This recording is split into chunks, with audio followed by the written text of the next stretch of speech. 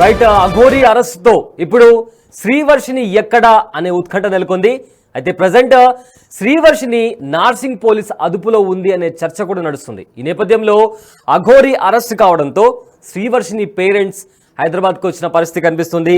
So వాళ్ళు హైదరాబాద్కు వచ్చి కూడా మీడియాతో కూడా మాట్లాడడం జరిగింది. అఘోరి అరెస్ట్ కావడం మాకెంతో సంతోషంగా ఉంది, అండ్ అఘోరిని అరెస్ట్ చేయడం కాదు ఉరిశిక్ష వేయాలి అని చెప్పి కూడా అఘోరి తల్లి మీడియాతో మాట్లాడిన పరిస్థితి కనిపిస్తుంది. అదేవిధంగా అఘోరి వల్ల మేము ఇప్పటికే చాలా బాధపడ్డాము, పోలీసులు కూడా మా బాధను చూశారు, ఇప్పటి వరకు ఇవాటి వరకు కూడా మేము అసలు వర్షినితో మాట్లాడలేదు, మా బాధ పోలీసులు కూడా చూడలేకపోయారు అని కూడా వర్షిని తల్లి ఆవేదన వ్యక్తపరిచింది. ఇదే విధంగా వర్షిని మాతో మాట్లాడేందుకు కూడా ఇంతవరకు ఇష్టపడలేదు, సనాతన ధర్మ పేరుతో ఆ ముసుగులో అఘోరి ఇదంతా చేసింది, ఎన్నో మోసాలకు పాల్పడింది, మమ్మల్ని కూడా మోసం చేసింది అని కూడా శ్రీవర్షిని తల్లి మీడియా ముఖంగా చెప్పడం జరిగింది. అయితే ఇప్పుడు అఘోరి అరెస్ట్ కావడంతో శ్రీవర్షిని ఎక్కడా అనే ఉత్కంఠ నెలకొంది. ఇదే నేపథ్యంలో శ్రీవర్షిని పేరెంట్స్ హైదరాబాద్కు వచ్చారు. అఘోరి నుంచి శ్రీవర్షిని తీసుకొచ్చిన తర్వాత తమ కూతురును తమకు అప్పగించాలని కూడా వాళ్ళు మాట్లాడుతున్నారు. సో ఈ నేపథ్యంలో శ్రీవర్షిని పేరెంట్స్ హైదరాబాద్కు వచ్చారు. ఎందుకంటే చాలా రోజుల నుంచి శ్రీవర్షిని అఘోరితో ఉంది. అయితే శ్రీవర్షిని తల్లి బిగ్ టీవీతో మాట్లాడారు. ఆవిడ ఏం మాట్లాడారో ఒకసారి విందాం. అమ్మ, వర్షిని అంటే ఫైనల్ గా శ్రీనివాస్ని అయితే అరెస్ట్ చేస్తున్నారు. సో వర్షినితో మాట్లాడారా అండ్ ఈ అరెస్ట్ ని మీరు ఏ విధంగా చూస్తారు? అరెస్ట్ నేను హ్యాపీగా అంగీకరిస్తున్నానండి. మేము ఈ రోజు పడిన బాధ పోలీస్ కమిషనర్ గారు, మీడియా మిత్రులు, సౌరద్ర స్వామి గారు, జోగిలు అందరూ మా బాధ చూడలేకపోయారండి. నా పిల్లల్ని సేఫ్ గా తీసుకురావాలని అందరూ మాకు రక్షణగా నిలిచినందుకు అందరికీ మా హృదయపూర్వక ధన్యవాదాలండి. వర్షినితో ఏమైనా ఫోన్ లో మాట్లాడడం కానీ పోలీసులు మీ చేత మాట్లాడించడం కానీ ఏమైనా చేశారమ్మా ఈ గ్యాప్ లో? చేయలేదండి. ఫోన్ చేయలేదా? చేయలేదు. ఆమె రెండోసారి నా దగ్గరికి వస్తే తల్లిదండ్రుల బంధము అందరి బంధం తెంపేసేస్తాను, ఎవరితో మాట్లాడను, ఏకంగా నా సొంతం చేసుకుంటానని మమ్మల్ని బెదిరిస్తుందండి. అంటే మీతో అసలు మాట్లాడనివ్వదంటండి. ఎవరు? శ్రీనివాస్ అన్నాడా? శ్రీనివాస్ అన్నాడండి. శ్రీనివాస్ జైల్లో ఉన్నాడు కదా, వాడికి ఇంకా ఉరిశిక్ష పడాలండి.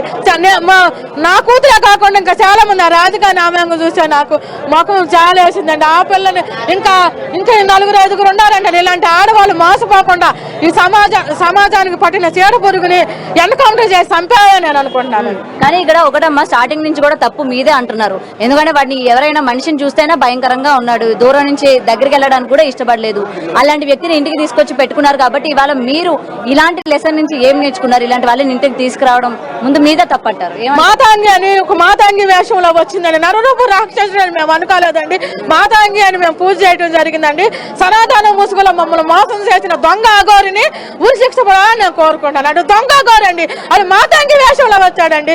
మేము పూజలు చేసి ఆడపిల్లని ఏం చేసేద్దాం అనుకున్నాం, కానీ దరిద్రుడు అంత పిచ్చుండేవాడు డైరెక్టర్ గా వాళ్ళ అమ్మాయిలు చెప్పి పెళ్లి చేసుకోవాలండి. ఇట్లా ఆడవాళ్ళు మోసం చేయటం ఏంటండి? ఆడపిల్లల్ని 23 సంవత్సరాలు పెంచుకున్న పిల్లని ఇట్లా తీసుకెళ్లిపోయి తల్లిదండ్రుల సంబంధం లేకుండా చేసి ఎక్కడెక్కడో పెట్టి ఏమేమో చేపిస్తే మా బాధ ఎంతగా ఉండిద్దండి. మీరు చెప్పండి అండి. అది అయితే ఆ పిల్లని తీసుకెళ్ళడానికి మీకు 3 కోట్లు ఇచ్చారు, అందుకే మీ అంగీకారంతోనే తను తీసుకుపోయాడు అనేది అంటూ ఉన్నారు. మాకు ఎటువంటి రూపాయలు లేదు, ప్రూఫ్స్ ఉంటే చూపిమనండి. మేము ఎటువంటి రూపాయలు మేము ఎరగమండి. ఆమెకే మేము 48,000 అప్పు ఎదురు పెట్టామండి. మరి మీరు కాలేజ్ ఫీజు కట్టినప్పుడు ఎందుకని అడగలేదమ్మా? వర్షినికి నువ్వు ఎందుకు కడుతున్నావు, మేము కన్నాం కదా, మేము పోషించుకుంటాం కదా, మేము కట్టుకుంటామని మీరు ఎందుకు ఆ రోజు? నేను అడిగానండి. నాకు డాక్టర్ లక్ష రూపాయలు వచ్చినాయండి.